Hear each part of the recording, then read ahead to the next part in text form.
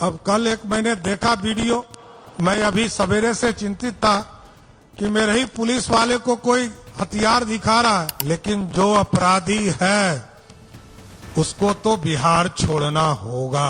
अब तो नेपाल ही भागना पड़ेगा साथियों, और बिना नेपाल के कोई उपाय नहीं, क्योंकि एक तरफ उत्तर प्रदेश में योगी बाबा है और बगल में बंगाल में शुभेंदु अधिकारी, और यहाँ सम्राट चौधरी बैठा है। कोई माइका लाल किसी भी कीमत पर बिहार में कानून के साथ खिलवाड़ नहीं कर सकता है साथियों। कोई माइका लाल कानून से खिलवाड़ नहीं कर सकता है।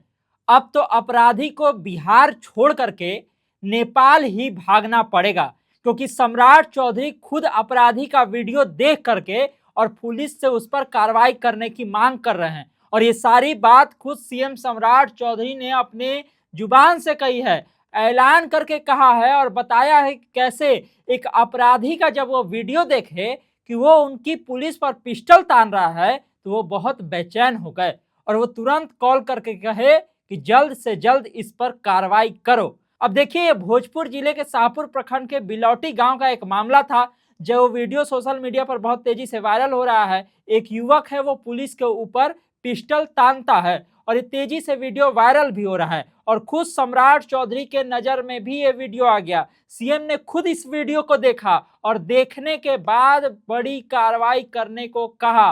क्या कुछ कहते हुए पहले सम्राट चौधरी नजर आ रहे हैं इस पूरे मामले पर और अपराधियों को लेकर के, सबसे पहले आप वही सुन लीजिए। नीतीश जी स्पीडी ट्रायल चलाकर कार्रवाई करते रहे, मैं थोड़ा सख्ती के साथ कार्रवाई करना चाहता हूं, इसमें कहीं दो मत नहीं।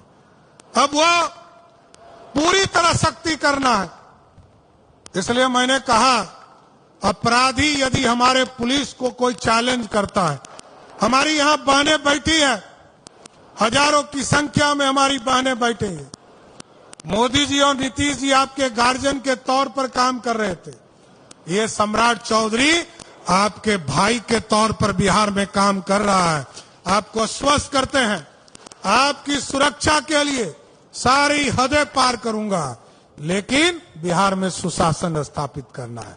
और क्योंकि कोई अपराधी यदि हमारे पुलिस को चैलेंज करता है, अब कल एक मैंने देखा वीडियो, मैं अभी सवेरे से चिंतित था कि मेरे ही पुलिस वाले को कोई हथियार दिखा रहा है और पुलिस कार्रवाई नहीं कर रहा है, तो अभी को गिरफ्तार भी कर लिया गया। उसको मानसिक आरोग्य का जो हॉस्पिटल उसमें भर्ती करने का काम किया गया, लेकिन जो अपराधी को गिरफ्तार भी कर लिया गया, उसको मानसिक आरोग्य का जो हॉस्पिटल उसमें भर्ती करने का काम किया गया, लेकिन जो अपराधी है उसको तो बिहार छोड़ना होगा, उसको कोई रोक नहीं सकता है। अपराधी के लिए कोई जगह नहीं है।